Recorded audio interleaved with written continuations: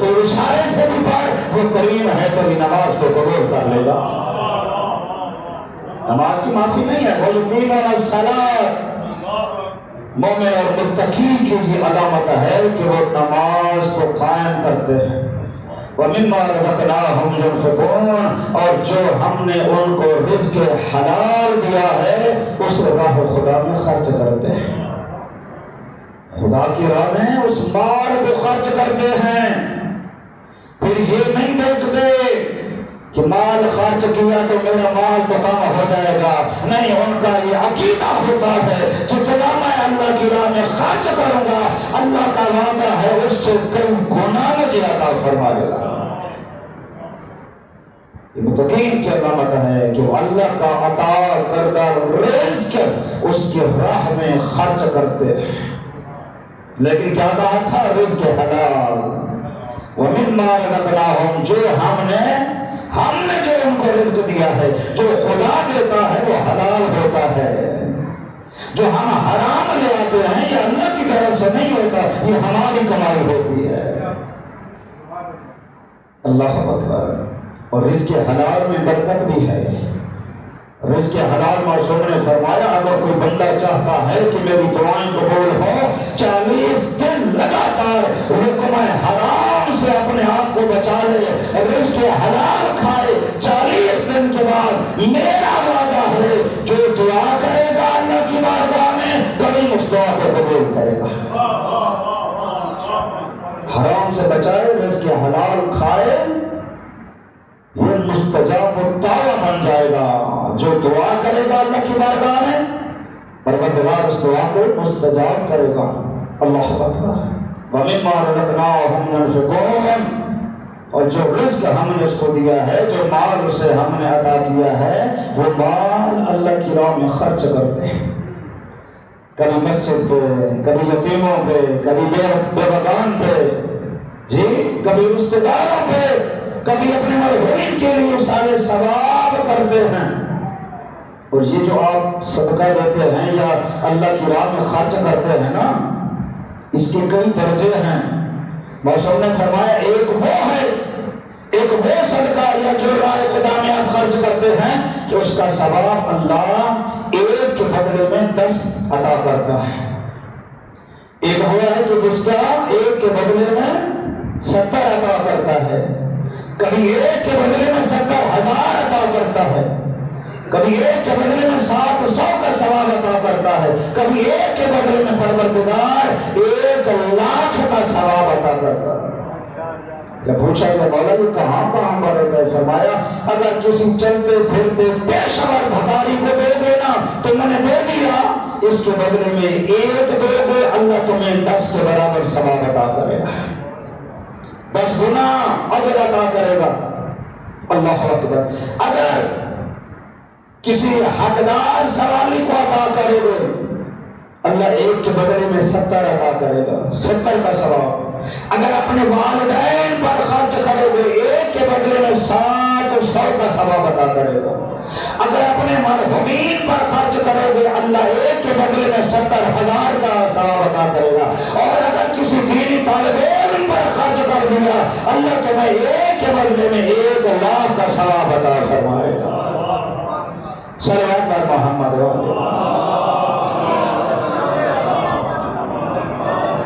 اور کیا علامات ہیں؟ والذین یؤمنون بما انزل الیک وما انزل من قبلک، میرے حبیب جو تم پر نازل کیا گیا ہے، جو اس پر ایمان رکھے، یا تجھ سے پہلے جو نبیوں پہ نازل کیا گیا جو اس پر ایمان رکھے، یہ بھی متقین کی علامات ہے۔ اور 5ویں علامت یہ ہے وَبِالْآخِرَةِ هُمْ يُوقِنُونَ، وہ روز جزا اور روز قیامت پر ایمان رکھتے ہیں کہ ایک دن ہوگا جب اللہ کی بارگاہ میں میری پیشی ہوگی اور مجھے ساری زندگی کا حساب دینا پڑے گا۔ بڑا مشکل ہوتا ہے، پر ایک دن کا حساب تو اپنے باپ کو دے کے دیکھے نا، آپ کو دے دینا 5,000 روپے کہ بیٹا یہ خرچ کرو، پھر شام کو آپ سے کہے کہ بیٹا صبح سے لے کر شام تک تو نے جو خرچ کیا ہے ذرا مجھے حساب دے دے، ایک دن حساب لے گا، دوسرے دن لے گا، تیسرے دن، 2-3 دن اگر آپ سے حساب لے گا آپ پریشان ہو جائیں گے۔ بابا یہ مجھ سے نہیں ہوتا روزانہ یہ اتنا حساب دینا، خدا جانتا ہے اللہ کی بارگاہ میں ساری زندگی کا حساب دینا پڑے گا۔ سید الانبیاء نے 2 درہم دیے تھے جناب سلمان فارسی اور ابو ذر کو، 2 درہم ابو ذر کو، 2 جناب سلمان کو، جاؤ ان کو خرچ کرو۔ اور بعض روایات میں ہے کہ 1 درہم۔ جناب سلمان اٹھے، ایک یتیم بچہ آ رہا تھا، اس کے سر پہ ہاتھ رکھا اور راہ خدا میں درہم دے دیے۔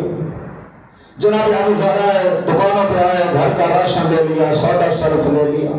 اگلے دن جو آیا پیغمبر کی بارگاہ میں دونوں صحابی تشریف لائے، پیغمبر نے کہا کہ سلمان ابو ذر جو درہم میں نے آپ کو کل دیے تھے اور کہا تھا کہ ان کو خرچ کرو، آج مجھے ان کا حساب چاہیے۔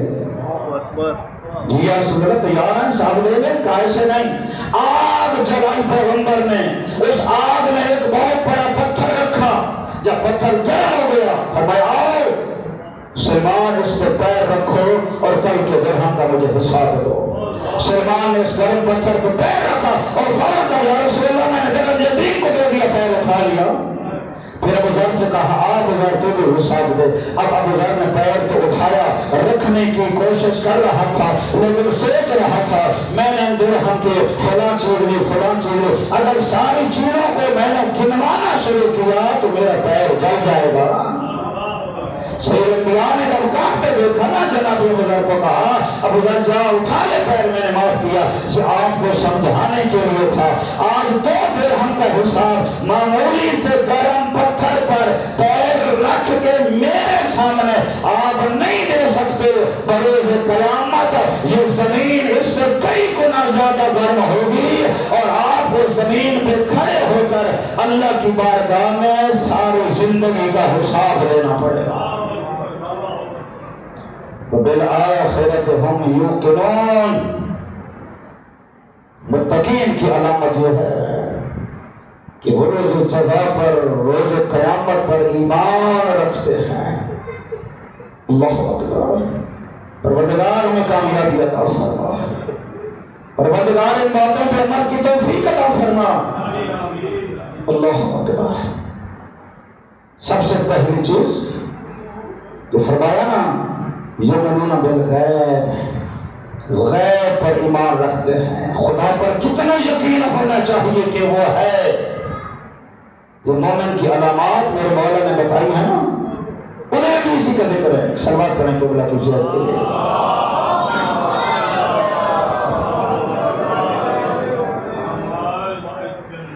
میرے چوتھے امام نے جو مومن کی علامات بتائی ہیں نا، وہی متقین کی بھی علامات ہیں۔ 5 علامات ذکر کی ہیں، ان میں پہلی علامت کیا ہے؟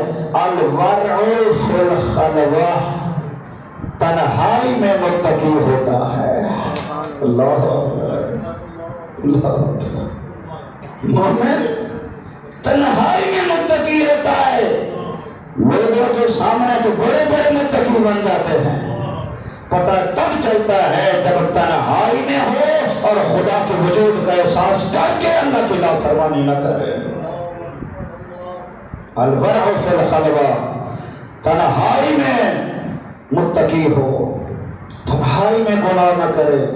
اور خدا جانتا کوئی کچھ گناہ ایسے ہیں جو لوگوں کے سامنے بھی کیے جا سکتے ہیں، بلکہ کیے لوگوں کے سامنے جاتے ہیں، وہ تنہائی میں ہوتا ہی نہیں ہے۔ جھوٹ بولنا، کون اکیلے کمرے میں جھوٹ بولتا ہے؟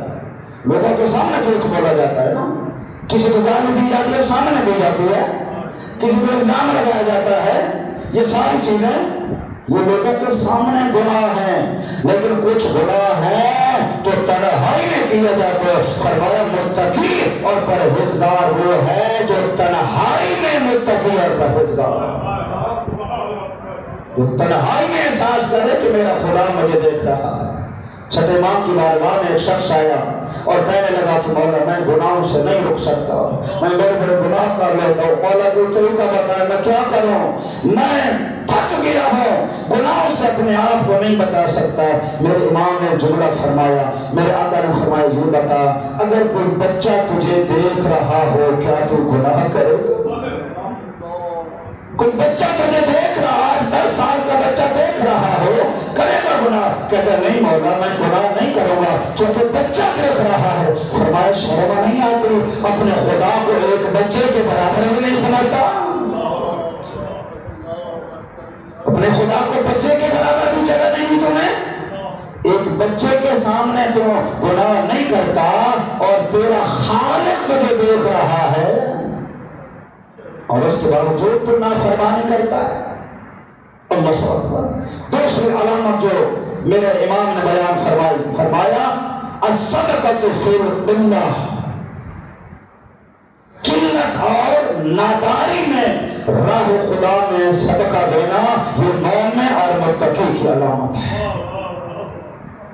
بھئی پیسے ہو اور صدقہ دینا یہ کوئی کمال نہیں ہے، لاکھوں پیسے ہو، کروڑوں ہو اور بندہ خرچ کر دے یتیموں پر، اس میں وہ کمال نہیں ہے۔ فرمایا گھر میں کچھ نہ ہو، خود بھوکا ہے لیکن پھر بھی اللہ کی راہ میں صدقہ دے، قلت میں بہت تھوڑا مال اس کے پاس ہے، نادار ہے، غریب ہے، غربت کے باوجود اگر راہ خدا میں صدقہ دے، یہ مومن کی علامت ہے۔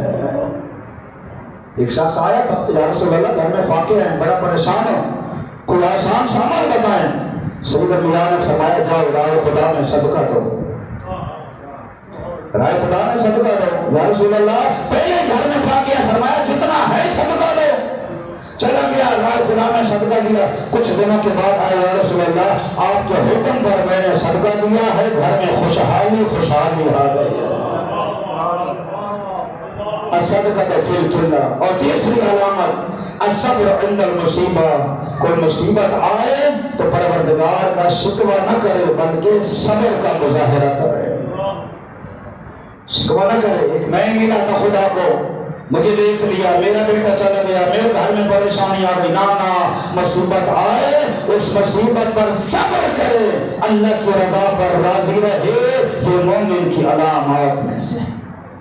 چوتھا الصدق عند الخوف، جب خوف ہو اور ڈر ہو، نقصان کا بھی خطرہ ہو، وہاں پر بھی سچ بولے، اسے مومن اور متقی کہتے ہیں۔ ڈر ہے اگر میں نے سچ بولا میرا بھائی ناراض ہو جائے گا، میری بہن ناراض ہو جائے گی، فرمایا نہیں، مومن کی یہ نشانی ہے اس بات کی وہ پرواہ نہیں کرتا، وہ سچ بولتا ہے۔